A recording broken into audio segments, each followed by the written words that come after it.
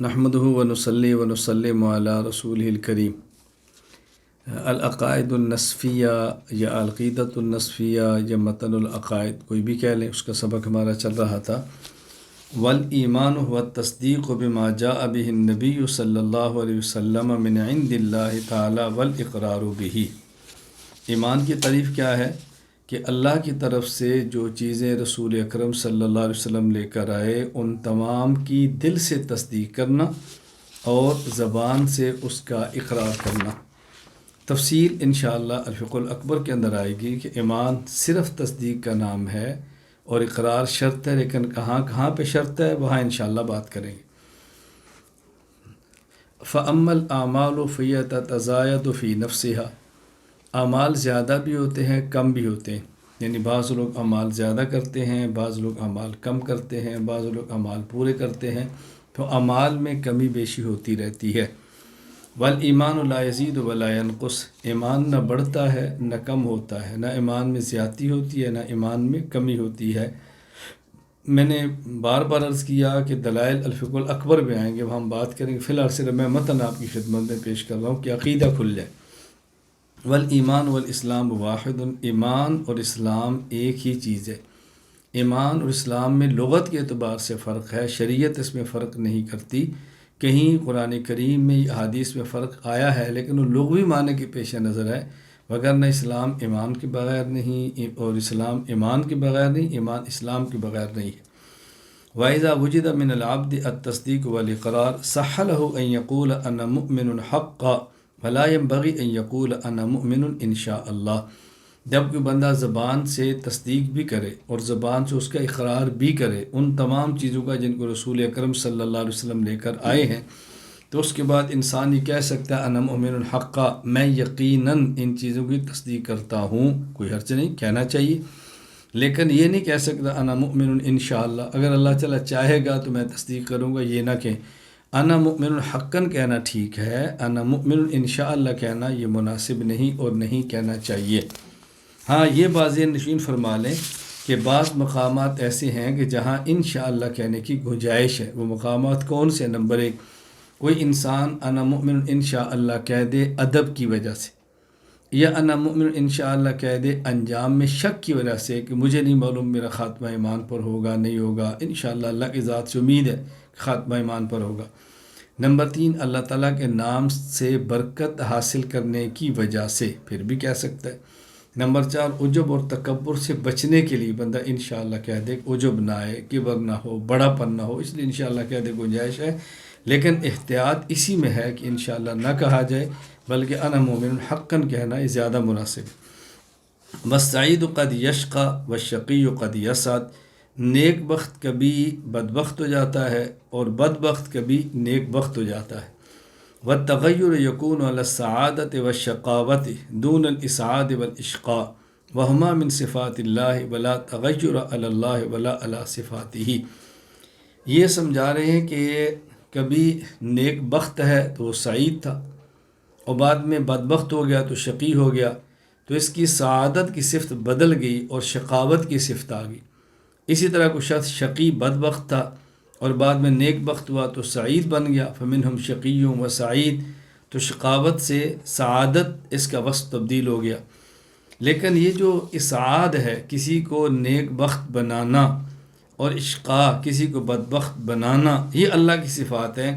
اللہ کی صفات اور اللہ کی ذات کے اندر کوئی تغیر نہیں، تبدیلی بندے کی صفات کے اندر آتی ہے، اللہ کی ذات اور صفات کے اندر کوئی تغیر نہیں آتی۔ بندے کی ذات میں بھی تغیر آ جاتا ہے، بندے کی صفات کے اندر بھی تغیر ہو جاتا ہے، اللہ کی ذات میں بھی تغیر اور تبدل نہیں، اللہ کی صفات میں کسی صفت میں نہ تغیر ہے اور نہ ہی تبدل ہے۔ یہاں ایک سوال اور جواب بہت اچھی طرح سمجھے۔ سوال یہ ہے، جب ایک بندہ سعید ہے تو وہ تب ہوگا جب اللہ تعالیٰ اس کو سعید بنائے، اور جب شقی ہے تب ہوگا جب اللہ اس کو بدبخت بنائے، تو گویا سعادت نتیجہ ہے اسعاد کا اور شقاوت نتیجہ ہے اشقاء کا۔ جب اللہ کسی کو سعید بنائیں گے تو سعید بنے گا، اور جب بدبخت بنائیں گے تو بدبخت اور شقی بنے گا۔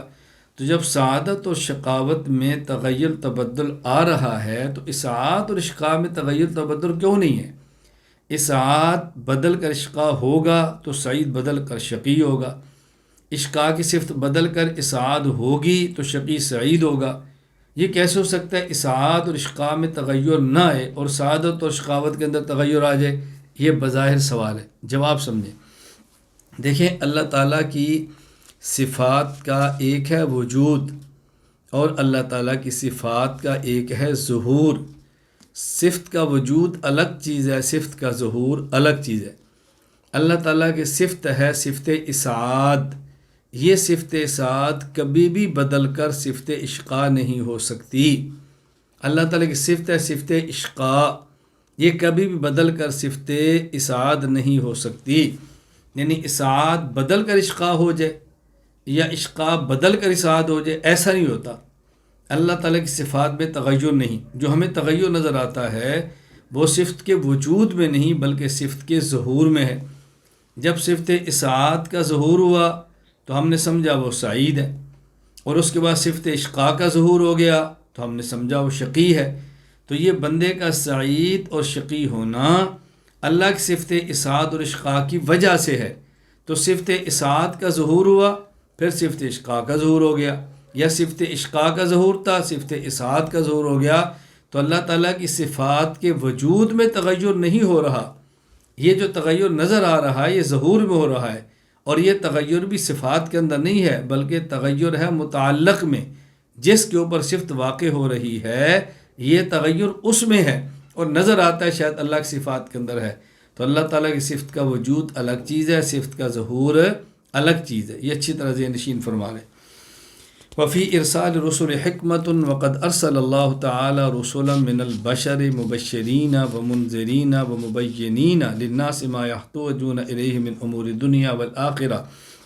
اللہ تعالیٰ جو رسولوں کو بھیجتے ہیں تو ارسال رسولوں کے بھیجنے میں حکمت ہے، ہم اس کو نہ جانیں لیکن حکمت اللہ جانتے ہیں کیا کیا حکمتیں ہیں۔ اللہ تعالیٰ رسولوں کو بھیجتے ہیں اور بشر میں سے بھیجتے ہیں، یعنی رسول جب بھی ہوگا وہ بشر ہی ہوگا۔ وقد ارسل اللہ تعالی رسولا من البشر، رسول ہمیشہ بشر ہوگا، مبشرین بشارت دینے والا جنت کی، منذرین ڈرانے والا جہنم سے، مبینین للناس ما یحتاجون الیہ، دین اور دنیا کے جن امور میں انسان لوگ پیغمبر کے محتاج ہیں پیغمبر اس کی وضاحت کرتا ہے، پیغمبر اس کو مزید کھول دیتا ہے۔ یہاں ایک بات اچھی طرح ذہن نشین فرما لیں کہ عقیدہ نسب میں بات صراحت ہے، رسولا من البشر، رسولا من البشر کہ رسول اپنی ذات کے اعتبار سے بشر ہی ہوتا ہے، ذات کے اعتبار سے رسول نور نہیں ہوتا۔ یہ الگ بات ہے کہ صفت کے اعتبار سے رسول نور ہوتا ہے، باس الفقہ الاکبر کے اندر آئے گی انشاءاللہ۔ وَأَيَّدَهُمْ بِالْمُعْجِزَاتِ النَّاقِضَاتِ لِلْعَادَاتِ، اللہ تعالیٰ نے خرق عادت معجزات کے ذریعے رسولوں کی تائید فرمائی۔ معجزات جمع ہے معجزتن کی، معجزتن یہ صفت ہے آیتن کی، آیتن معجزہ یعنی ایسی دلیل جو انسانیت کو اس جیسی چیز لانے سے عاجز کر دے، اس کو کہتے ہیں معجزہ، اس کو کہتے ہیں معجزہ۔ جس طرح قرآن یہ ہمارے پیغمبر پاک صلی اللہ علیہ وسلم کی آیت المعجزہ ہے، یہ نبی پاک کا معجزہ ہے۔ قرآن کریم، قرآن کریم نبی پاک کا معجزہ ہے۔ معجزہ کا معنی کہ یہ دلیل ہے اس بات کی کہ حضور اللہ کے رسول ہیں۔ یہ دلیل کیسے ہے؟ دیکھیے قرآن نے بارہا چیلنج کیا ہے، حضور نے فرمایا کہ میں اللہ کا رسول ہوں، کیوں؟ میرے اوپر اللہ کا کلام آتا ہے، یہ دلیل ہے کہ میں اللہ کا رسول ہوں، اور یہ جو قرآن ہے یہ اللہ کا کلام ہے۔ اگر آپ کہتے ہیں میرے اوپر آنے والا کلام اللہ کا قرآن نہیں ہے تو اس جیسا تم لے آؤ، اس جیسا تم لے آؤ۔ اگر تم اس جیسا نہیں لا سکتے تو اس کا معنی کہ اللہ کا کلام ہے۔ یہ دلیل بیان کیسے کرنی ہے اس کو اچھی طرح سمجھ لیں۔ بیان یوں کرنا ہے کہ دنیا میں دو قسم کی چیزیں ہیں، بعض وہ کہ جس جیسی انسان بنا سکے اور بعض وہ جس جیسی انسان نہ بنا سکے۔ یہ چیز انسان نے بنائی ہے، اس کی دلیل کیا ہے کہ اس جیسی انسان اور بھی بنا سکے۔ یہ چیز انسان نے نہیں بنائی، دلیل اس جیسی اور انسان بھی نہیں بنا سکتا۔ یہ عقلی بات ہے۔ مثلا دیکھیں یہ مسئلہ میرا سر ہے، سر کے اوپر پگڑی ہے، اب اس پگڑی جیسی 1 کروڑ پگڑی ایک انسان بنا سکتا ہے، اور میرے سر جیسا 1 کروڑ انسان مل کر بھی سر نہیں بنا سکتا۔ تو میری پگڑی جیسی 1 کروڑ پگڑیاں بنا سکنا اس بات کی دلیل ہے کہ یہ پگڑی بھی انسان نے بنائی ہے، اور اس سر جیسا ایک سر 1 کروڑ انسان مل کر نہ بنا سکے اس بات کی دلیل ہے کہ یہ سر بھی انسان نے نہیں بنایا۔ کتنی واضح سی بات ہے۔ قرآن جیسی کتاب کوئی انسان نہ لا سکے، بلکہ سارے انسان حتیٰ کہ جن و انس مل کر بھی نہ لا سکے، تو اس بات کی دلیل ہے کہ یہ قرآن بھی انسان کا بنایا ہوا نہیں بلکہ اللہ کا بنایا ہوا ہے۔ وَأَوَّلُ الْأَنْبِيَاءِ آدَمُ وَآخِرُهُمْ محمد صلی اللہ علیہ وسلم، انبیاء میں سب سے اول حضرت آدم ہیں، اور انبیاء میں سب سے آخر حضور اکرم صلی اللہ علیہ وسلم ہیں۔ یہ بات ذہن نشین فرما لیں کہ حضرت آدم اول الانبیاء ہیں، رسول اکرم صلی اللہ علیہ وسلم آخر الانبیاء ہیں۔ یہ ہے ظہور نبوت میں، یعنی سب سے پہلے جس شخص نے اعلان نبوت کیا وہ حضرت آدم ہے، اور جس نے سب سے آخر میں اعلان نبوت کیا وہ رسول اکرم صلی اللہ علیہ وسلم ہیں۔ ورنہ نبی پاک صلی اللہ علیہ وسلم اول بھی ہیں آخر بھی ہیں، یعنی اول ہیں وجود نبوت میں اور آخر ہیں ظہور نبوت میں۔ حضور اول بھی ہیں آخر بھی ہیں، اول وجود نبوت میں اور آخر ظہور نبوت میں۔ یہ جو کہا جاتا ہے آدم علیہ السلام اول ہیں حضور آخری، اس کا معنی ظہور نبوت میں آدم علیہ السلام اول ہیں اور حضرت رسول اکرم صلی اللہ علیہ وسلم یہ آخر ہیں۔ اچھی طرح بات ذہن نشین فرما لیں۔ وقد روی بیان عددهم فی بعض الاحادیث والاولی الا یقتصر علی عدد فی التسمیۃ، فقد قال اللہ تعالی منهم من قصصنا علیک ومنهم من لم نقصص علیک ولا یؤمن فی ذکر العدد ان يدخل فیہم من لیس منهم او یخرج منهم من هو فیہم۔ کہتے ہیں بعض روایات میں آیا ہے کہ انبیاء علیہ السلام کی تعداد اتنی ہے، آگے میں حدیث پڑھتا ہوں 1,24,000 انبیاء بعض روایات میں آیا ہے، لیکن بہتر یہ ہے کہ انبیاء کی تعداد کو بیان نہ کیا جائے کہ انبیاء 1,24,000 ہے۔ کیوں؟ فرمایا اللہ تعالیٰ قرآن کریم میں فرماتے ہیں کہ بعض انبیاء وہ ہیں کہ جن کے حالات ہم نے اے پیغمبر آپ کے سامنے بیان کر دیے، اور بعض انبیاء وہ ہیں کہ جن کا تذکرہ ہم نے آپ کے سامنے نہیں کیا۔ تو جب بعض انبیاء کا تذکرہ رسول اللہ صلی اللہ علیہ وسلم پر اللہ تعالیٰ نے نہیں فرمایا تو بہتر ہے کہ انبیاء کی تعداد کا ذکر نہ کیا جائے حتمی اور یقینی طور پر۔ ولا یؤمن، فرماتے ہیں خدشہ کیا ہے، جب ہم انبیاء کی تعداد متعین کریں گے یقینی طور پر تو ممکن ہے کہ بعض نبی ہوں اور وہ اس کے اندر نہ آئیں، اور بعض نبی نہ ہوں اور اس کے اندر آ جائیں، یہ شبہ ہے۔ اس لیے انبیاء کی تعداد حتمی طور پر بیان نہ کریں۔ مثلا اگر ہم نے کہا یقیناً انبیاء 1,24,000 ہیں تو جو اس سے زائد ہوں گے وہ ان سے نکل گئے، اور اگر تعداد انبیاء کی حتمیت سے کم ہوگی تو بعض نبی جو نہیں ہیں ان کو نبی مانیں گے تو تعداد پوری ہوگی نا، ویسے کیسے پوری ہو سکتی ہے؟ اس لیے فرما رہے ہیں کہ یقینی طور پر انبیاء کی تعداد کو بیان نہ کیا جائے۔ وَكُلُّمْ كَانُوا مُخْبِرِينَ مُبَلِّغِينَ عَنِ اللَّهِ صَادِقِينَ نَاصِحِينَ، تمام انبیاء علیہ السلام خبر اللہ تعالیٰ کی طرف سے احکام کی خبر دیتے ہیں، قصص بیان فرماتے ہیں، واقعات جو ان پر وحی آتے ان کو بیان فرماتے ہیں۔ تمام انبیاء علیہ السلام سچے ہیں اور تمام انبیاء علیہ السلام اپنی امت کے خیر خواہ ہیں۔ امام ولی الدین ابو عبداللہ محمد بن عبداللہ خطیب التبریزی رحمہ اللہ فات 740 ہجری، مشکات المصابیح، باب بدء الخلق و ذکر الانبیاء، اس میں فرماتے ہیں حضرت ابو ذر رضی اللہ تعالیٰ عنہ کہتے ہیں میں نے عرض کیا رسول اللہ کم وفاء عدد الانبیاء، اے اللہ کے رسول انبیاء کی تعداد کتنی ہے؟ تو رسول اکرم صلی اللہ علیہ وسلم فرمایا 100,024,000، 1,24,000، اور رسول من ذالک 300 و15 جمن غفیرہ، رسول ان میں 315 ہیں اور یہ بہت بڑی تعداد ہے آپ نے فرمایا۔ یعنی رسول اکرم صلی اللہ علیہ وسلم فرمایا کہ انبیاء 1,24,000 ہیں، اور ان میں جو رسول ہیں جو مستقل شریعت لے کر آئے وہ ہیں 315۔ یہ رسول اللہ صلی اللہ علیہ وسلم نے تعداد بیان فرمائی جو مشکات المصابیح میں حدیث موجود ہے۔ سوال یہ ہے کہ جب نبی کریم صلی اللہ علیہ وسلم نے تعداد بیان فرما دی ہے کہ انبیاء 1,24,000 ہیں، ان میں رسول 315 ہیں، تو علامہ نسوی یہ بات کیوں فرماتے ہیں کہ اب انبیاء کی تعداد کو اور عدد کو بیان کرنا مناسب نہیں ہے؟ اگر مناسب نہیں تھا رسول اللہ صلی اللہ علیہ وسلم نے کیوں بیان فرمایا، اور جب مناسب ہے تو اب منع کیسے کرتے ہیں؟ اچھی طرح ذہن نشین فرما لیں، جواب یہ ہے کہ یہ جو حدیث پاک ہے اور جن احادیث میں انبیاء علیہ السلام کی تعداد کا اور عدد کا ذکر ہے، یہ اخبار احاد ہیں، یہ خبر واحد ہیں، ان سے قطعیت کا اور یقین کا فائدہ نہیں ہوتا۔ اور ہم پہلے یہ بات کہہ چکے ہیں کہ انبیاء علیہ السلام کی تعداد کو حتمی اور یقینی طور پر بیان نہ کیا جائے۔ کیوں؟ جب عقیدہ قطعیہ ہو تو اس کے لیے دلیل قطعی چاہیے۔ تو جب نبوت کا عقیدہ قطعی عقیدہ ہے، آپ اسی تعداد کو بھی قطعیت کے ساتھ بیان کریں گے تو پھر دلیل خبر متواتر قطعی ہونی چاہیے، اس کے لیے خبر واحد کافی نہیں ہے۔ اس لیے ہم نے کہا یقینی اور حتمی طور پر انبیاء کی تعداد نہ بتائی جائے کہ انبیاء 1,24,000 ہی تھے۔ اس لیے اگر کبھی عدد بیان کرنا بھی ہو تو یوں کیا جا سکتا ہے کہ انبیاء علیہ السلام کی تعداد کم و بیش 1,24,000 ہے، اس کی گنجائش موجود ہے کہ یوں کہہ دیا جائے۔ وافضل الانبیاء محمد صلی اللہ علیہ وسلم، انبیاء میں سب سے افضل حضرت محمد صلی اللہ علیہ وسلم ہیں۔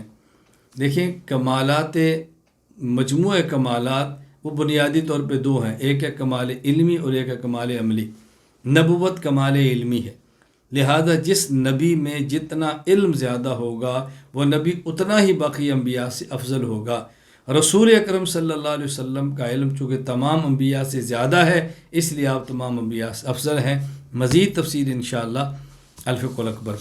والملائکۃ عباد اللہ تعالی حاملون بامرہ ولا یوصفون بذکورۃ ولا انوثہ، فرشتے اللہ پاک کی مخلوق ہیں، اللہ تعالیٰ کے حکم پر عمل کرنے والے ہیں، وہ مذکر اور مؤنث نہیں، نہ ہی فرشتے کو مذکر کہہ سکتے ہیں نہ ہی اس کو مؤنث کہہ سکتے ہیں۔ فرشتہ تذکیر اور تانیث کی صفت سے پاک ہے چونکہ ان کا سلسلہ اولاد نہیں چلنا۔ وَلِلَّهِ تَعَالَى كُتُبٌ أَنزَلَهَا عَلَىٰ أَنبِيَائِهِ وَبَيَّنَ فِيهَا أَمْرَهُ وَنَهْيَهُ وَوَعْدَهُ وَوَعِيدَهُ، اللہ تعالیٰ نے کئی کتابیں جو آپ نے انبیاء پر نازل فرمائیں، اس میں امر کو بیان کیا، نہی کو بیان کیا، وعدے کو بیان کیا، وعیدوں کو بیان کیا۔ والمعراج لرسول اللہ صلی اللہ علیہ وسلم فی الیقظۃ بشخصہ الی السماء ثم الی ما شاء اللہ تعالی من العلا حق، کہتے ہیں حضور اکرم صلی اللہ علیہ وسلم کا بیداری کی حالت میں اپنے جسم اطہر کے ساتھ آسمان تک جانا اور پھر آسمان سے بلند مقامات تک جانا جس کا اللہ کو علم ہے، یہ معراج ہے اور برحق ہے۔ وکرامات الاولیاء حق فتظہر الکرامت علی طریق نقض العادت للولی من قطع المسافہ البعیدہ فی المدت القلیلہ وظہور الطعام والشراب واللباس عند الحاجہ والمشی علی الماء والطیران فی الہواء وکلام الجماد والعجماء واندفاع المتوجہ من البلاء وکفایت المہم من الاعداء وغیر ذالک من الاشیاء۔ کہتے ہیں اولیاء کی کرامات بالکل برحق ہیں۔ ولی کی کرامت ظاہر ہوتی ہے خرق عادت، یعنی ولی کے ہاتھ پر اللہ تعالیٰ کچھ چیزیں ایسی ظاہر فرماتے ہیں جو روٹین وائز نہیں ہوتی، عام عادت سے ہٹ کر ہوتی ہیں۔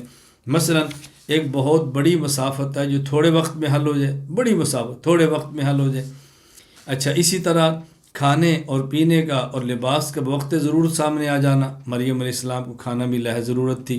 حضرت سلیمان علیہ السلام کا جو جن تھا آپ کے پاس، جس کے پاس علم تھا، اور وہ کتنے تھوڑے وقت میں تخت لے کر آ گیا۔ اچھا، اسی طرح پانی کے اوپر چلنا اور ہوا کے اندر اڑنا، اور اسی طرح گفتگو کرنا، کن سے؟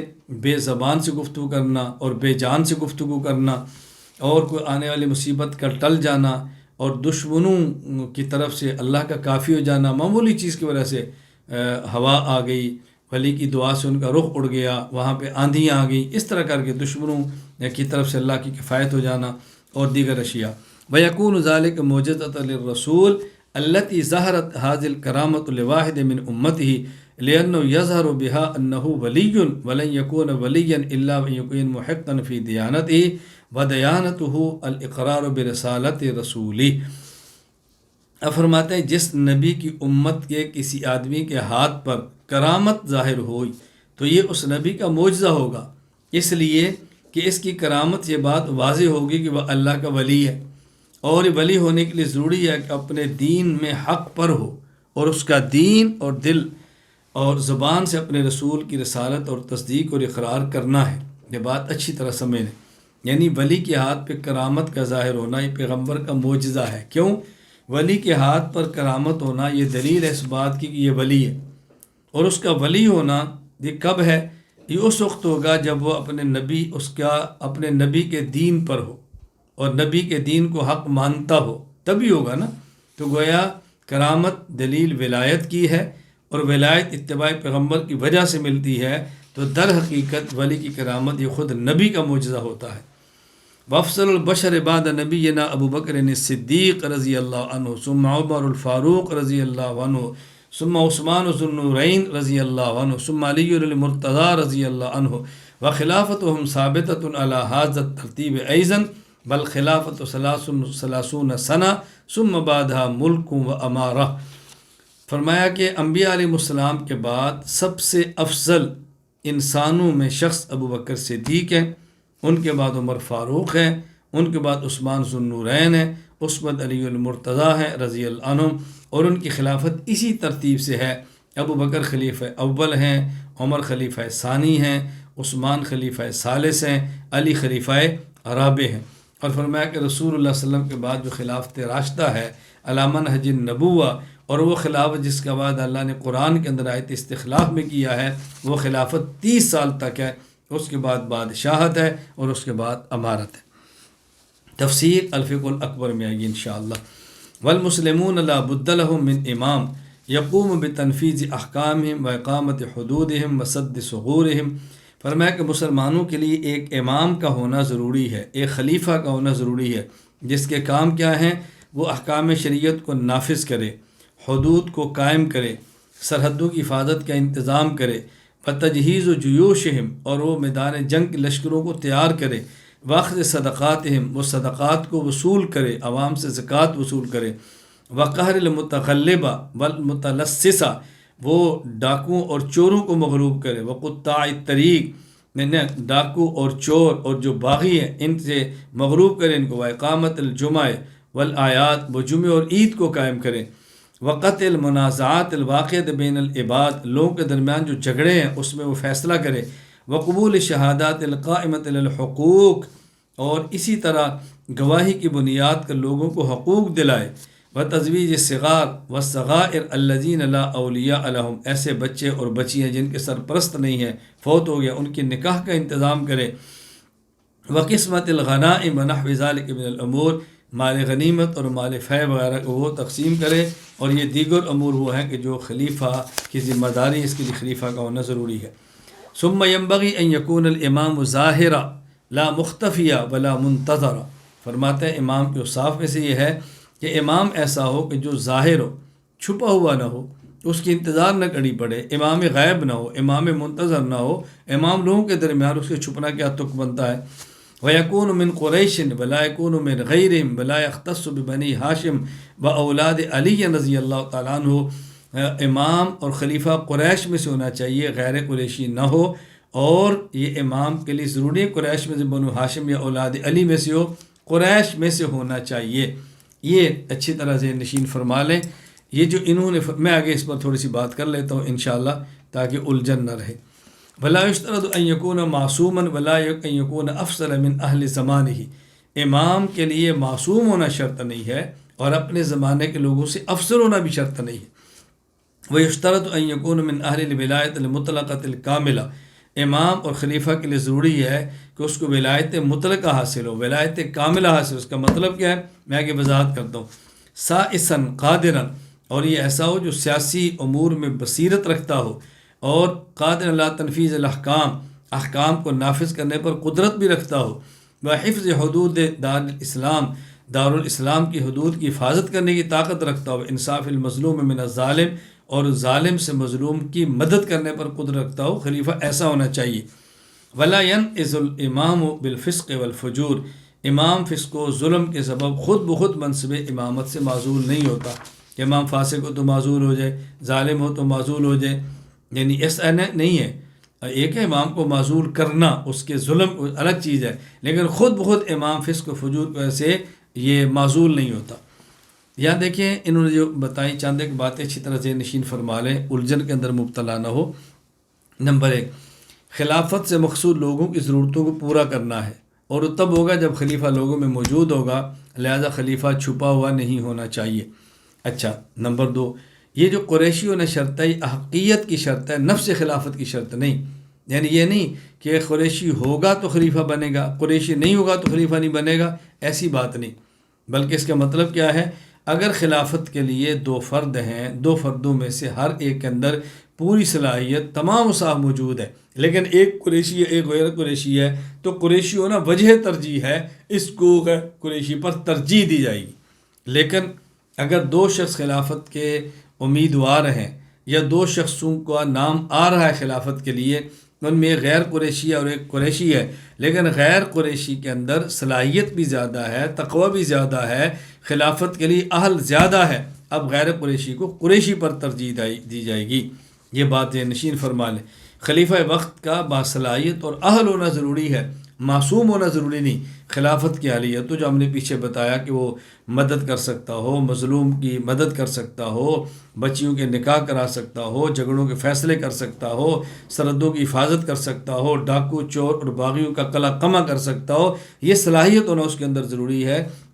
معصوم ہونا اس کے لیے شرط نہیں ہے، یہ ذہن نشین فرما لیں۔ خلیفہ کس کو ہونا چاہیے؟ وہ بالغ ہو، عاقل ہو، مسلمان ہو، مرد ہو، آزاد ہو، صاحب اختیار ہو، اور قریشی ہونا ہے، اس کی وجہ فضیلت اگر وہ ہو، اور وہ ظاہر و غائب نہ ہو، یہ اوصاف ہونے چاہیے خلیفہ کے اندر۔ اس کو اچھی طرح ذہن نشین فرما لیں۔ مجھے یعنی جو ایک لفظ نقل کیا نا کہ وہ سیاسی ہو، یعنی امور کے اندر سمجھ رکھتا ہو، اس پر ایک واقعہ یاد آیا، بڑا معروف ہے، شاید آپ نے کبھی سنا ہو، سائسن، سیاسی امور میں سمجھدار ہو۔ کہتے ہیں ایک شخص تھا تو ملازمت کی تلاش میں تھا، وہ بادشاہ کے پاس پہنچا ملازمت کے لیے، تو بادشاہ نے پوچھا بھی تو ملازمت ہم تمہیں دیتے ہیں، لیکن تمہارا فن کیا ہے؟ اس نے کہا جی میں سائس ہوں۔ سائس کا معنی میں سیاسی امور میں مہارت رکھتا ہوں اور سمجھداری سے معاملات کو حل کر لیتا ہوں۔ بادشاہ نے کہا چلو ٹھیک ہے، اس نے اس کو گھوڑوں کے استبل کا ذمہ دار بنا دیا۔ کچھ مہینے گزرے تو بادشاہ نے اس سے پوچھا کہ ہمارا فلاں گھوڑا جو بادشاہ کی نظر میں نسلی تھا اور اصلی تھا، اصیل تھا، اس کے بارے میں تمہاری رائے کیا ہے؟ اس نے کہا بادشاہ سلامتی، گھوڑا اصیل نہیں لگتا، نسلی نہیں لگتا۔ بادشاہ کو بڑا تعجب ہوا کہ ہمارے استبل کا یہ گھوڑا سب سے زیادہ اصلی ہے اور یہ کہتا ہے اصیل نہیں ہے۔ بادشاہ نے اس شخص کو منگایا جس سے گھوڑے کو لیا گیا تھا کہ تم بتاؤ اس گھوڑے کے بارے میں، اس کا کیا گھوڑا ہے، اس کی نسل کون سی ہے؟ اس نے کہا بادشاہ سلامتی، گھوڑا تو نسلی ہے، لیکن جب یہ پیدا ہو تو اس کی ماں مر گئی، تو اس نے اپنی ماں کا دودھ نہیں پیا، ہم نے گائے کا دودھ پلا کر اس کو بڑا کیا۔ تو بادشاہ نے اس آدمی سے پوچھا جس نے خود کہا تھا میں سائنس اور امور میں سمجھداری کی صلاحیت رکھتا ہوں، تمہیں کیسے پتہ چلا کہ گھوڑا یہ اصیل اور نسلی نہیں ہے؟ اس نے کہا بادشاہ سلامت دیکھیں، گائے جب گھاس کھاتی ہے تو گھاس منہ میں لیتی ہے اور پھر نیچے منہ کر کے کھاتی رہتی ہے، اور گھوڑا کوئی گھاس وغیرہ کھاتا ہے تو منہ میں لے کر وہ منہ کو اوپر کر لیتا ہے پھر کھاتا ہے، یہ گھوڑا لیتا ہے اور نیچے منہ کر کے کھاتا ہے، تو مجھے احساس ہوا گھوڑا نسلی نہیں، اس کی نسل کے اندر آمیزش ہے، مجھے یوں سے اندازہ ہو۔ تو بادشاہ نے خوش ہو کر اس کو بکریاں دیں، بھیڑیں دیں، اناج انعام کے اندر دے دیا۔ پھر بادشاہ نے اس کو اپنا مصاحب خاص بنا لیا۔ 6 ماہ گزرے تو بادشاہ نے اس سے پوچھا کہ میری بیوی کے بارے میں تمہاری کیا رائے ہے، کہ یہ بیوی کیسی عورت ہے؟ اس نے کہا بادشاہ سلامت، یہ بیوی تو ملکہ ہے، طورت و عرض کے شہزادیوں والے ہیں، لیکن یہ شہزادی لگتی نہیں ہے۔ بادشاہ کو بہت تعجب ہوا، اس نے فوراً اپنی ساس سے رابطہ کیا کہ جو تمہاری بیٹی میرے نکاح کے اندر ہے، اس کی اصلیت کیا ہے؟ اس نے کہا میری بیٹی جب پیدا ہوئی تمہارے والد نے رشتہ مانگا اور ہم نے رشتہ دے دیا، لیکن 6 ماہ بعد میری بیٹی فوت ہو گئی، ہم نے آپ کے خاندان سے تعلق رکھنے کے لیے کہیں سے بچی مانگ کر پالی، اور یہ وہ بیٹی ہے، یہ واقعتاً ہماری بیٹی نہیں ہے۔ بادشاہ اور متاثر ہوا کہ بندہ تو بہت سمجھدار ہے، تو بادشاہ نے کہا اس کو انعام سے پوچھا کہ تو نے کیسے محسوس کیا کہ میری بیوی شہزادی نہیں ہے، یہ شاہی خاندان کی عورت نہیں ہے؟ اس نے کہا دیکھیں بادشاہ سلامت، یہ اس کا بظاہر پہننا، کھانا، رہنا یہ تو شہزادیوں کی طرح ہے، لیکن ماتحت خدام کے ساتھ اس کا جو رویہ ہے نا، وہ بات شہزادیوں کا نہیں ہے، وہ ملکہ کا نہیں ہے، وہ بہت گھٹیا رویہ ہے، مجھے اس سے اندازہ ہو کہ شاہی خاندان کی عورت پیدائشی طور پہ نہیں ہے۔ بادشاہ نے کہا اس کو اتنی بکریاں دے دو، اتنی بھیڑیں دے دو، اتنا اناج دے دو، انعام دے دیا۔ کچھ 6 ماہ گزرے تو بادشاہ نے اس کو بلا کر پوچھا کہ میرے بارے میں تیری کیا رائے ہے، میں کیسا آدمی ہوں؟ اس نے بادشاہ سے کہا اگر آپ مجھے جان کی امان دے دیں تو میں آپ کے بارے میں بھی بتا دیتا ہوں۔ اس نے کہا جان کی امان ہے، امان مل گئی کہ تمہیں ماروں گا نہیں۔ تو اس نے کہا بادشاہ سلامت، آپ کا جو چال چلن ہے اور جو طریقہ کار ہے وہ شہزادوں والا نہیں ہے، مجھے یہ الجھن ہے، شہزادوں والا نہیں ہے، شہزادہ لگتا نہیں ہے۔ بادشاہ کو بہت غصہ تو چڑھا، لیکن چونکہ جان کی امان دے چکا تھا تو بادشاہ نے کچھ نہیں کہا۔ لہٰذا بادشاہ نے اب پوچھا اپنے جا کر والد سے کہ میرے بارے میں آپ کی کیا رائے ہے، مجھے تو یہ اطلاع چلی ہے کہ میں شہزادہ نہیں ہوں اور بادشاہ کا بیٹا نہیں ہوں۔ تو اس کو بادشاہ کے والد نے کہا کہ بالکل تو بات ٹھیک کہتا ہے، اصل یہ ہے کہ تو ہمارا بیٹا نہیں ہے، ہم بے اولاد ہیں اور ہم نے لے پالک بچہ لیا ہے اور وہ تجھے شہزادوں کی طرح پالا ہے، پوری دنیا جان تمہارا بیٹا ہے، لیکن میں صاحب اولاد نہیں ہوں۔ بادشاہ کو خیر تعجب ہوتا ہے کہ اس نے مجھے پہچانا کیسے ہے۔ اس نے کہا تجھے کیسے پتہ چلا؟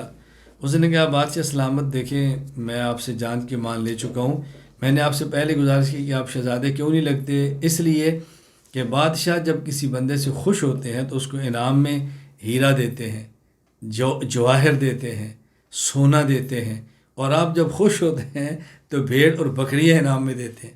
تو میں سمجھا کہ شہزادہ نہیں کسی بھیڑیے کا بیٹا ہے۔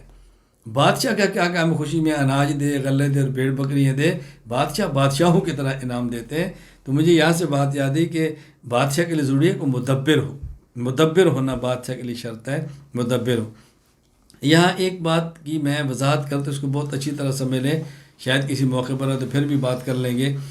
یزید کے بارے میں ہمارا اہل سنت والجماعت کا موقف یہ ہے کہ یہ حضرت معاویہ رضی اللہ تعالیٰ عنہ کا بیٹا تھا، لیکن فاسق اور فاجر تھا۔ اب یزید کے بارے میں 2 قسم کے لوگ میدان میں اترے ہیں۔ بعضوں نے کہا جی یزید یہ صالح اور نیک تھا۔ نیک ہونے کی وجہ اس لیے کہ صحابہ کرام نے یزید کی بیعت کی ہے، اگر یہ فاسق ہوتا تو صحابہ اس کی بیعت نہ کرتے۔ صحابہ کرام کا اس کی بیعت کرنا اس بات کی دلیل ہے کہ یزید صالح آدمی ہے۔ اچھا، بعض لوگوں نے کہا نہیں، یزید یہ فاسق تھا، اس کی علامت یہ ہے کہ حضرت حسین رضی اللہ تعالیٰ عنہ نے اس کے خلاف علم بغاوت بلند کیا ہے، اگر یہ صالح ہوتا تو اس کے خلاف علم بغاوت بلند نہ کرتے، اور اس کا یہ کرتوت ہے، یہ کرتوت ہے، یہ کرتوت ہے، تو یعنی بعض صحابہ نے اس کو قبول نہیں کیا۔ اچھا، اور بعض بنیاد یہ بناتے ہیں کہ حضرت معاویہ رضی اللہ تعالیٰ عنہ کا بیٹا ہے، حضرت معاویہ نے اس کو خلیفہ بنایا ہے، تو اگر یہ فاسق ہوتا تو معاویہ رضی اللہ تعالیٰ عنہ فاسق بیٹے کو خلیفہ کبھی نہ بناتے۔ تو اختلاف کی خلاصہ کیا ہے کہ بعض کا کہنا ہے کہ چونکہ صحابہ کرام نے اس کے ہاتھ پر بیعت کی ہے، حضرت معاویہ نے اس کو خلیفہ نامزد کیا ہے، لہذا یہ صالح تھا اور فاسق نہیں تھا۔ یہ نہیں کہا جی نہیں یہ فاسق ہے، کیوں؟ اس کی وجہ ہے کہ حضرت حسین رضی اللہ تعالیٰ نے اس کے خلاف بغاوت کر رہے ہیں اور فلاں فلاں کرتوت اس کے اندر موجود تھا۔ ذرا بات اچھی طرح سمجھ لیں، اصل یہ ہے کہ حضرت حسین رضی اللہ تعالیٰ عنہ اور ایک طرف یزید۔ اب دیکھیں یزید خلافت کا دعوے دار تھا، حضرت حسین رضی اللہ تعالیٰ عنہ بھی خلافت کے دعوے دار تھے۔ فرق کیا تھا؟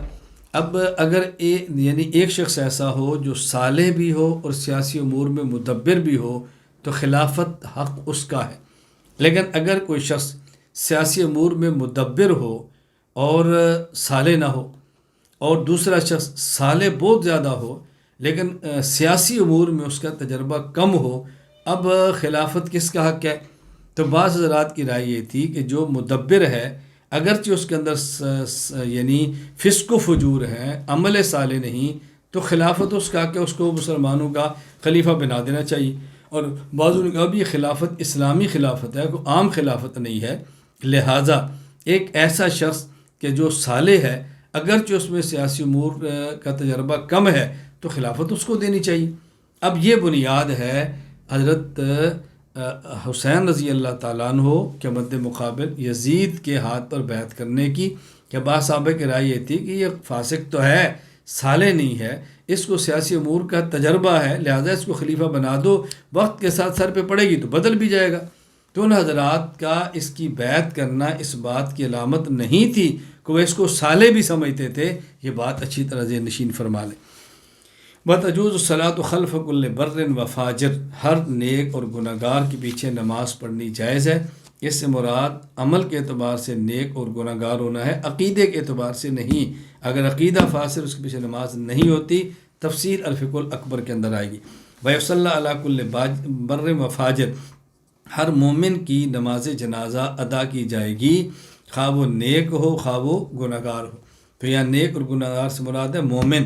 اگر اس سے مراد فاجر سے ہو کافر، تو کافر کی نماز جنازہ نہیں پڑھتے. مومن کی نماز جنازہ کیوں پڑھنی ہے؟ نماز جنازہ کا بنیادی مقصد ہے سفارش اور استغفار. استغفار اسی کے لیے تو زیادہ کریں گے جو فاسق ہو، جو گناہوں کا مرتکب ہو، اس لیے اس کی نماز جنازہ پڑھیں اور اس کے لیے استغفار کریں. دوسری بات، امت کا متواتر عمل ہے کہ مسلمان جو مرتکب کبیرہ ہے وہ فوت ہو جائے تو امت کا مقتدر طبقہ اس کی نماز جنازہ کا قائل بھی ہے اور فاعل بھی ہے. وَيُكَفُّ عَنْ ذِكْرِ الصَّحَابَةِ رضی اللہ عنہم إِلَّا بِخَيْرٍ، صحابہ کرام کا تذکرہ جب بھی کریں گے تو خیر سے کریں گے، برائی سے ہرگز نہیں کر سکتے. صحابہ کرام کا تذکرہ برائی سے نہیں کرنا. وَنَشْهَدُ بِالْجَنَّةِ لِلْعَشْرَةِ الْمُبَشَّرَةِ الَّذِينَ بَشَّرَهُمُ النَّبِيُّ صلی اللہ علیہ وسلم، ہم گواہی دیتے ہیں جنت کی ان صحابہ کرام کے لیے جن کو رسول اللہ صلی اللہ علیہ وسلم نے ایک ہی مجلس میں نام لے لے کر جنتی کہا، اور یہ 10 ہے. یہ روایت جامع ترمذی میں حدیث نمبر 3747 موجود ہے. عبد الرحمن بن عوف رضی اللہ عنہ فرماتے ہیں کہ رسول اللہ صلی اللہ علیہ وسلم فرمایا، ابو بکر فی الجنہ وعمر فی الجنہ وعثمان فی الجنہ وعلی فی الجنہ وطلحہ فی الجنہ والزبیر فی الجنہ وعبد الرحمن بن عوف فی الجنہ وسعد فی الجنہ وسعید فی الجنہ وابو عبیدہ بن الجراح فی الجنہ. اللہ اکبر. نام لے کر آپ نے ایک ہی مجلس میں ان کے جنتی ہونے کی بشارت دی ہے. یہاں بات اچھی طرح ذہن نشین فرما لیں. یہ جو ہم نے کہا وَيُكَفُّ عَنْ ذِكْرِ الصَّحَابَةِ إِلَّا بِخَيْرٍ، صحابہ کرام رضی اللہ عنہم اجمعین کا تذکرہ ہمیشہ خیر سے کرنا ہے. رسول اللہ صلی اللہ علیہ وسلم فرمایا، اللہ اللہ فی اصحابی، میرے صحابہ کے معاملے میں اللہ سے ڈرو. لا تتخذوهم من بعدی غرضا، لا تتخذوهم غرضا من بعدی، میرے بعد ان کو تنقید کا نشانہ نہ بنانا. من احبهم فبحبی احبهم، جو ان سے محبت کرے گا وہ اس لیے کرے گا کہ مجھ سے محبت کرتا ہے. ومن ابغضهم فببغضی ابغضهم، جو ان سے بغض کرے گا وہ اس وجہ سے کرتا ہے کہ اس کو مجھ سے بغض ہے. معلوم ہوا صحابہ کرام رضی اللہ عنہم اجمعین سے جو محبت کی بنیاد ہے، جب تک بنیاد موجود ہے صحابی پر تنقید نہیں ہوتی. صحابہ کرام سے محبت کی بنیاد نہ ان کا علم ہے، نہ ان کا تقوی ہے، نہ ان کا جہاد ہے، نہ ان کا زہد ہے، نہ ان کی عبادات ہے، نہ ان کی سخاوت ہے. صحابہ سے محبت کی وجہ ان کا پیغمبر کا صحابی ہونا ہے. جب تک وہ صحابی ہیں تب تک ان سے محبت ہے. اگر ان سے کوئی خطا ہو بھی گئی، اس خطا کی وجہ سے وہ صحابیت سے نہیں نکلے، ہماری محبت وہی کی وہی ہے. صحابہ سے محبت کی وجہ صحابیت ہے، نیک اعمال نہیں ہے. نیک عمل امر آخر ہے، تقوی الگ عمل ہے. ان سے محبت کی بنیاد صحابیت ہے. تو صحابی جب تک صحابی ہو تب تک اس کے خلاف تنقید کی کوئی گنجائش نہیں ہے. اور صحابی تو ہوتا ہی وہ صحابی ہے جس نے حالت ایمان میں پیغمبر کی صحبت اختیار کی ہو اور اس کا جنازہ اسی ایمان پر اٹھا ہو. اس لیے صحابی کے خلاف کبھی بھی زبان درازی نہیں کر سکتے، اگرچہ صحابی سے کوئی کبیرہ گناہ سرزد کیوں نہ ہوا ہو، صحابی کے خلاف زبان درازی نہیں ہو سکتی. وَنَرَى الْمَسْحَ عَلَى الْخُفَّيْنِ فِي السَّفَرِ وَالْحَضَرِ، ہم سفر اور حضر میں موزے پر مسح کرنے کے قائل ہیں. موزے پر مسح کر سکتے ہیں، جراب پر مسح نہیں کر سکتے. جراب ایسی باریک جو آج کے دور میں اونی اور سوتی جرابیں ہیں، ان پر مسح نہیں ہوگا. اگر کسی نے ان پر مسح کر کے نماز پڑھی تو نماز نہیں ہوگی. اگر امام بنا اس کی اپنی نماز بھی نہیں ہوگی، مقتدیوں کی بھی نہیں ہوگی. اس لیے جراب پر مسح کرنے والے امام کے پیچھے نمازیں ہرگز نہ پڑھیں اور اپنی نمازیں خراب نہ کریں. تفسیر الفقہ الاکبر کے اندر آئے گی. یہاں ایک بات سمجھ لیں، العقیدۃ النصفیہ یہ متن العقائد ہے، یہ عقائد کی کتاب ہے، اور علامہ نصفی نے یہاں پر مسائل بیان کرنا شروع کر دیے. ابھی مسئلہ خفین کا مسئلہ بیان کیا، آگے اچھا اس سے پہلے نماز جنازہ کا مسئلہ بیان کیا، اس سے پہلے امامت کا مسئلہ بیان کیا، اس کے بعد آگے نبیذ تمر کی بات فرما رہے ہیں۔ تو یہ مسائل عقائد کی کتاب میں کیسے ہیں؟ جواب ذہن نشین فرما لیں کہ اگرچہ یہ مسائل ہیں لیکن اس دور میں اہل باطل نے ان مسائل کو اپنا شعار بنا رکھا تھا۔ جب اہل باطل کسی مسئلے کو اپنا شعار بنا لیں پھر اس مسئلے کی تردید اسی طرح کی جاتی ہے جس طرح کسی عقیدہ باطل کی تردید کی جاتی ہے۔ ذہن نشین فرمائیں، جس طرح تقلید یہ عقائد کے ساتھ نہیں تعلق رکھتی، اس کا تعلق مسائل کے ساتھ ہے، یہ فقہی چیز ہے، لیکن آج کے دور کے غیر مقلدین تقلید کی تردید کرتے ہیں، تقلید کو شرک کہہ کر۔ تو جب اس کی تردید اس کو وہ ایک نظریہ بنا کر کریں گے، اور غیر مقلدین نے ترک تقلید کو اپنا شعار بنا رکھا ہے، اب تقلید پر گفتگو کرنا اور ترک تقلید کا رد اسی طرح کرنا ہے جس طرح کسی باطل عقیدے کا رد کیا جاتا ہے۔ وَلَا نُحَرِّمُ نَبِيذَ التَّمَرِ، ہم اہل سنت والجماعت نبیذ تمر کو حرام نہیں سمجھتے۔ نبیذ تمر کھجور میں پانی ڈال کر رکھ دیا جائے، اس میں جوش پیدا ہو، اس کو نبیذ تمر کہتے ہیں۔ اگر اتنا جوش ہو کہ اس میں نشہ آ جائے تو پھر اس کا استعمال کرنا جائز نہیں ہے۔ وَلَا يَبْلُغُ وَلِيٌّ دَرَجَةَ الْأَنْبِيَاءِ وَلَا يَبْلُغُ وَلِيٌّ دَرَجَةَ الْأَنْبِيَاءِ، کوئی بڑے سے بڑا ولی انبیاء کرام علیہم السلام کے مقام کو نہیں پہنچ سکتا۔ جس طرح کائنات کے سارے اولیاء مل کر ایک صحابہ کرام میں سے ادنا صحابی کے مقام کو نہیں پہنچ سکتا، اسی طرح سارے صحابہ اور سارے اولیاء مل کر پیغمبر انبیاء میں سے جو چھوٹے درجے، ہم سے تو سارے ہی بڑی ہیں، انبیاء میں سے جو سب سے چھوٹے درجے کے نبی ہوں اس کے مقام کے قریب بھی نہیں پہنچ سکتے۔ یہ بات ذہن نشین فرما لیں، بڑے سے بڑا ولی بھی نبی کے درجے کو نہیں پہنچ سکتا۔ اس کی وجہ نبی معصوم ہوتا ہے اور ولی غیر معصوم ہوتا ہے، تو غیر معصوم کبھی معصوم کے برابر نہیں ہو سکتا۔ نمبر 2، نبی سے سوء خاتمہ کا کوئی اندیشہ نہیں اور ولی پر سوء خاتمہ کا اندیشہ ہے، تو جہاں سوء خاتمہ کا اندیشہ ہو وہ اس کے برابر نہیں ہو سکتا جہاں سوء خاتمہ کا اندیشہ نہ ہو۔ نمبر 3، نبی پر وحی کا نزول ہوتا ہے، کبھی فرشتہ بھی دکھائی دیتا ہے، جبکہ ولی ایسا نہیں، تو جس پر وحی نازل نہ ہو وہ اس کے برابر نہیں ہو سکتا جس پر وحی نازل ہو۔ نمبر 4، نبی براہ راست اور بلا واسطہ اللہ تعالیٰ کی طرف سے تبلیغ کے احکام پر مامور ہوتا ہے۔ نبی بلا واسطہ اور براہ راست اللہ کی طرف سے احکام کی تبلیغ کا پابند ہوتا ہے، جبکہ ولی بلا واسطہ نہیں بالواسطہ ہوتا ہے۔ تو جو بلا واسطہ اللہ تعالیٰ کی طرف سے تبلیغ کا پابند ہو وہ اس کے برابر نہیں ہو سکتا جو بالواسطہ پابند ہو۔ نمبر 5، جو اوصاف نبی بھی پائے جاتے ہیں ان میں سے کچھ اوصاف ولی کے اندر ہوں گے، لیکن جو اوصاف ولی کے اندر ہوتے ہیں وہ اوصاف حمیدہ سارے نبی کے اندر پائے جاتے ہیں، تو جس کے اندر کچھ اوصاف ہوں وہ اس کے برابر نہیں ہو سکتا جس کے اندر سارے اوصاف کمال جمع ہوں۔ نمبر 6، ولایت یہ نبوت کا فیضان ہے، جبکہ نبوت ولایت کا فیضان نہیں۔ دوسرے لفظوں میں سمجھیں کہ ولایت نبوت کے صدقے ملتی ہے، نبوت ولایت کے صدقے نہیں ملتی، تو جو عمل کسی کے صدقے ملے وہ اس کے برابر کیسے ہو سکتا ہے جس کے صدقے عمل ملا ہے؟ یہ بات اچھی طرح ذہن نشین فرما لے، الجھن کے اندر مبتلا نہیں ہونا۔ یہ ایک بات اچھی طرح سمجھیں، یہ جو میں نے کہا نبی سوء خاتمہ سے مامون ہے یعنی محفوظ ہے اور ولی پر سوء خاتمہ کا اندیشہ ہے، ذرا اچھی طرح سمجھ لیں۔ ہم کہتے ہیں توسل بالذوات یہ جائز ہے، وہ ذوات صالحہ ہوں، اس کے بعد احیا ہوں یا اموات ہوں، یعنی ولی زندہ ہو یا ولی وفات پا جائے اس کا وسیلہ دے کر دعا مانگنی جائز ہے۔ توجہ سے بات سمجھنا، دیکھیں زندہ شخص جو ہے اس کا وسیلہ دے کر اللہ سے مانگتے ہیں، محض اس کی ذات کی وجہ سے نہیں بلکہ اس وجہ سے کہ وہ ذات صالحہ ہے، بنیاد صلاح تقوی اور عمل ہے نا، اس وجہ سے مانگ رہے ہیں۔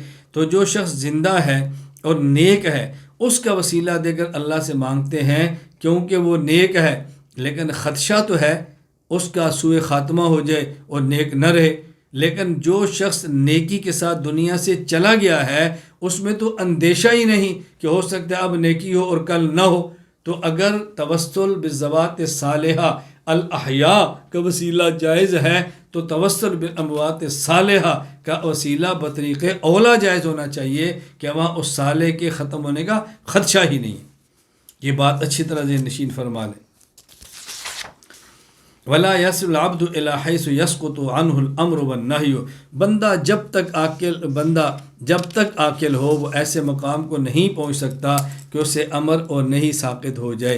یعنی جب بندہ احکام کا مکلف ہو جائے تو یہ نہیں کہ ایک عمر میں جا کر اسے احکام ساقط ہو جائیں گے، جب تک اس میں عقل کام کرتی ہے تو احکام کا پابند ہوگا، کتنا ہی متقی ہو، کتنا ہی نیک ہو، احکام کا پابند رہتا ہے۔ موت تک جب پیغمبر یعنی احکام کے بارے میں جو نصوص ہے وہ عام ہے، یہ نہیں فلاں عمر تک ہے، فلاں مدت تک ہے، بلکہ ہمیشہ کے لیے۔ اور دوسری وجہ پیغمبر ایمان اور اطاعت میں سب سے اعلیٰ درجے پر ہے، وہ احکام کا پابند ہے، تو غیر نبی احکام کا پابند کیوں نہیں ہوگا، وہ کتنا ہی متقی کیوں نہ ہو۔ والنصوص تحمل على ظواہرها والعدول عنها الى معانی يدعیها اہل الباطل باطن الحاد، نصوص اپنے ظاہری معنی پر محمول کی جائیں گی، نصوص کا ظاہری معنی مراد لیا جائے گا، نصوص کا ظاہری معنی چھوڑ کر باطنی معنی درجہ یقین میں لینا جو کہ ملحدین کا طریقہ ہے، یہ جائز نہیں ہے۔ اس کو اچھی طرح ذہن نشین فرما لیں۔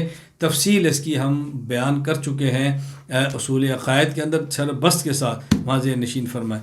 ورد النصوص کفر واستحلال المعصیت کفر، یا کچھ چند کفریہ باتیں مصنف نے بیان فرمائی ہیں، اس کو توجہ سے سماعت فرمائیں۔ نمبر 1، ورد النصوص کفر، اگر کوئی آدمی ضروریات دین میں سے کسی کا صراحتاً انکار کرے تو وہ کافر ہوگا، جیسے قیامت کا انکار کرے۔ واستحلال المعصیت کفر، جن امور کو شریعت نے حلال کہا کہ اس کو حرام سمجھے گا تو وہ کافر ہوگا۔ اچھی طرح سمجھ لیں، یعنی جس چیز کو شریعت نے واستحلال المعصیت کفر، گناہ کو حلال سمجھنے والا شخص یہ کافر ہو جائے گا، گناہ کو حلال سمجھنے والا شخص یہ کافر ہوگا، لیکن اس کے لیے 2 شرطیں۔ نمبر 1، حلال سمجھنے والے کو معلوم ہو کہ یہ حرام ہے۔ نمبر 2، اس چیز کی حرمت قطعی ثبوت اور قطعی دلالت ہو، ایسے جرم کو کوئی حلال سمجھے گا تو کافر ہوگا۔ والاستہانۃ بہا کفر، کسی غیر معمولی چیز کو معمولی سمجھنا، عظیم چیز کو حقیر سمجھنا، یہ بھی کفر ہے۔ کیا مطلب؟ اس کی 2 صورتیں ہیں۔ جس کو شریعت نے مطہرہ نے عزت دی ہے یہ اس کو ذلیل کرے، اللہ کا نام ہے، قرآن ہے، پیغمبر ہے۔ نمبر 2، شریعت کی حرام کردہ چیزوں کی حرمت کو معمولی سمجھے اور وعیدوں کو اہمیت نہ دے، یہ بھی کفر ہے۔ جس طرح زنا کی حرمت کو معمولی سمجھے، سود کی حرمت کو معمولی سمجھے۔ والاستہزاء بالشریعت کفر، شرعی احکام کا مذاق اڑانا یہ بھی کفر ہے، جیسے کوئی شخص داڑھی کا مذاق اڑائے تو یہ بھی کفر ہے۔ والیأس من اللہ تعالیٰ کفر والامن من اللہ کفر، اللہ تعالیٰ سے نا امید ہونا بھی کفر ہے، اللہ تعالیٰ سے بے خوف ہونا بھی کفر ہے۔ نا امید ہونے کا معنی مجھے اللہ کبھی معاف نہیں کریں گے، یہ کفر ہے، اور اسی طرح میرا کام اب اللہ کبھی نہیں کرے، یہ کفر ہے۔ اسی طرح اللہ سے بے خوف ہونا، میں کچھ بھی کروں خدا مجھے کچھ نہیں کہے گا، یہ بھی کفر ہے۔ تو اللہ سے نا امید بھی نہ ہوں اور اللہ سے بے خوف بھی نہ ہوں، بلکہ جو ایمان ہے الایمان بین الخوف والرجاء، یہ امید کے درمیان اور خوف کے درمیان ہے۔ حضرت عمر رضی اللہ تعالیٰ عنہ فرمایا کرتے تھے کہ اگر قیامت کے دن اللہ اعلان فرما دیں آج سب جنت میں جائیں گے، جہنم میں ایک شخص جائے گا، تو میں ڈرتا ہوں کہ عمر نہ ہو۔ اور اگر قیامت کے اعلان ہو جائے کہ سب جہنم میں جائیں گے، جنت میں جانے والا ایک ہوگا، تو مجھے امید ہے کہ وہ عمر ہوگا۔ دیکھیں امید بھی کس درجے کی ہے اور خوف بھی کس درجے کا ہے، اس کو اچھی طرح سمجھے۔ اللہ تعالیٰ میں بات سمجھنے کی توفیق عطا فرمائے۔ وتصدیق الکاہن بما یخبر به عن الغیب کفر، اور جن چیزوں کے ادراک حواس سے ناممکن ہو، اگر کوئی کاہن ایسی غیب کی خبروں دے اور کوئی شخص اس کی تصدیق کرے تو یہ تصدیق کرنا کفر ہے۔ والمعدوم لیس بشیء، معدوم شے کچھ بھی نہیں، یعنی جو چیز ابھی تک وجود میں نہیں آئی، جو چیز ابھی تک وجود میں نہیں، اس کو شے کہہ سکتے ہیں کہ نہیں؟ اہل سنت والجماعت کا موقف ہے کہ اس کو شے نہیں کہہ سکتے، اس پر شے کا اطلاق نہیں ہے۔ اگر کہ اس پر شے کا اطلاق ہوتا بھی ہے تو مجازن ہوتا ہے، حقیقتاً نہیں ہوتا۔ جبکہ معتزلہ کہتے ہیں جو معدوم ہے وہ بھی شے ہے اور اس کو بھی شے کہہ سکتے ہیں۔ وفی دعاء الاحیاء للاموات وصدقاتهم عنهم نفع لهم، اموات کے لیے زندہ لوگ دعائیں مانگے یا اموات کے لیے زندہ لوگ صدقات کریں، یہ جائز ہے، ان کا نفع ہوتا ہے، جسے ہم آج کے دور زبان میں ایصال ثواب کہتے ہیں۔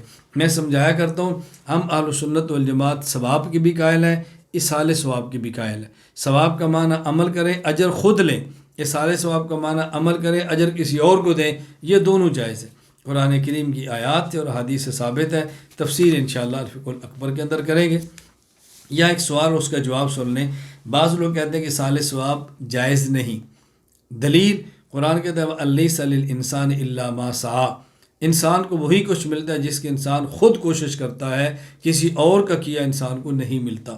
جواب ہم کہتے ہیں کہ دیکھیں اصال ثواب مومن کے لیے، کافر کے لیے نہیں ہے، تو یہ شخص اپنے اختیار سے ایمان لا کر خود کو مومنین کی فہرست میں شامل کر چکا ہے، تبھی تو اس کو مل رہا ہے نا، تو یہ اس کی محنت کا نتیجہ جس کو مل رہا ہے، تو یہ الیس الانسان الا ما سعی کے خلاف ہرگز نہیں۔ واللہ تعالی یجیب الدعوات ویقضی الحاجات، اللہ تعالیٰ دعاؤں کو قبول کرتے ہیں اور ضرورتوں کو اللہ تعالیٰ پورا فرماتے ہیں۔ اگر دعا کی شرائط اور آداب کا خیال رکھ کر اللہ سے مانگا جائے تو اللہ کی ذات سے امید ہے کہ اللہ تعالیٰ قبول فرمائیں گے۔ دعا کے چند ایک شرائط اور آداب سے نشین فرما لیں۔ نمبر 1، کھانا پینا حلال ہو۔ نمبر 2،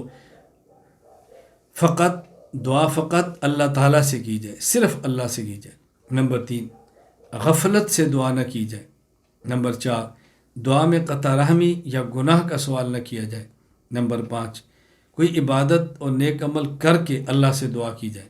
نمبر 6، پہلے اللہ تعالیٰ کی تعریف کی جائے، پھر حضور صلی اللہ علیہ وسلم پر درود پڑھا جائے اور پھر دعا کی جائے۔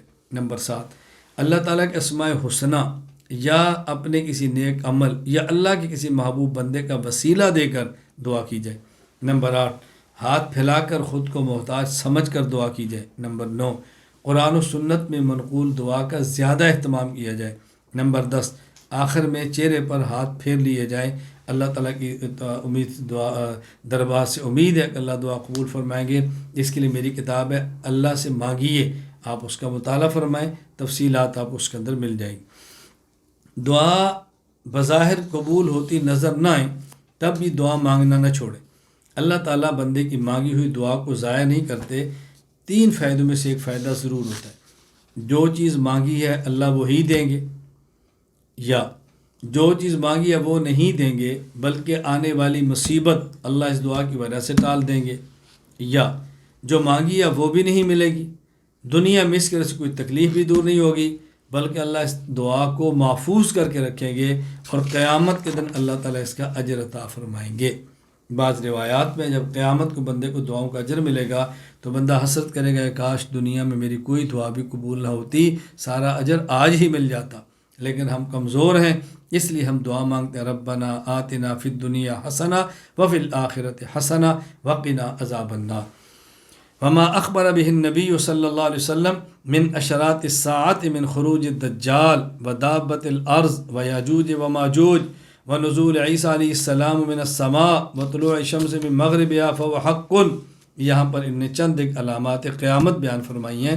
نمبر 1، دجال کا نکلنا برحق، دابۃ الارض جانور کا نکلنا برحق، یاجوج ماجوج کا نکلنا برحق، عیسیٰ علیہ السلام کا آسمان سے نازل ہونا برحق، سورج کا مشرق کی بجائے مغرب سے طلوع ہونا برحق، ہم ان سب کو مانتے ہیں۔ والمجتہد قد یخطئ و یصیب، مجتہد اجتہاد کرتا ہے، کبھی اجتہاد میں خطا ہوتی ہے، کبھی اجتہاد اس کا درست ہوتا ہے، دونوں حالت میں اللہ تعالیٰ مجتہد کو اجر عطا فرماتے ہیں۔ صحیح بخاری باب اجر الحاکم اذا اجتہد فاصاب و اخطا۔ حضرت عمر بن عاص رضی اللہ عنہ فرماتے ہیں کہ رسول اکرم صلی اللہ علیہ وسلم فرمایا اذا حکم الحاکم فاجتہد ثم اصاب فلو اجران واذا حکم فاجتہد ثم اخطا فلو اجر۔ جب حاکم فیصلہ کرے، اجتہاد کرے، اجتہاد درست کرے، دوہرا اجر ملے گا، ایک اجتہاد کرنے کا اور ایک صحیح فیصلہ پر پہنچنے کا، اور اگر اجتہاد کرے اور خطا ہو جائے اجر پھر بھی ملے گا۔ اجر کس کا ہے؟ اجتہاد کا ہے، محنت کا ہے، باقی نتیجہ سے نہیں نکلا، وہ اس کے اختیار میں نہیں تھا، اس کا اجر نہیں ملے گا۔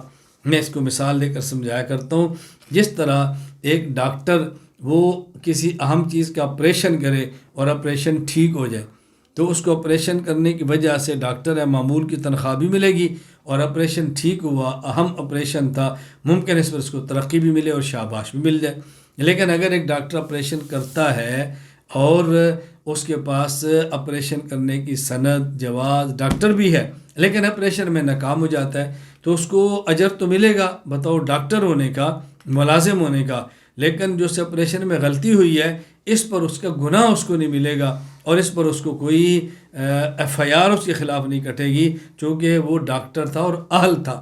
یہ معنی اس کا مجتہد جب اجتہاد کرتا ہے، اجتہاد درست ہو تو دوہرا اجر، ایک مجتہد ہونے کی بنیاد پر اجتہاد کرنے کا، دوسرا نتیجہ ٹھیک نکالنے کا، اور اگر خطا ہو جائے تو مجتہد ہونے کی بنیاد پر اجتہاد کا اجر تو ملے گا، نتیجہ ٹھیک نہیں نکلا تو وہ اجر اس کو نہیں ملے گا لیکن گناہ ہرگز نہیں ملے گا۔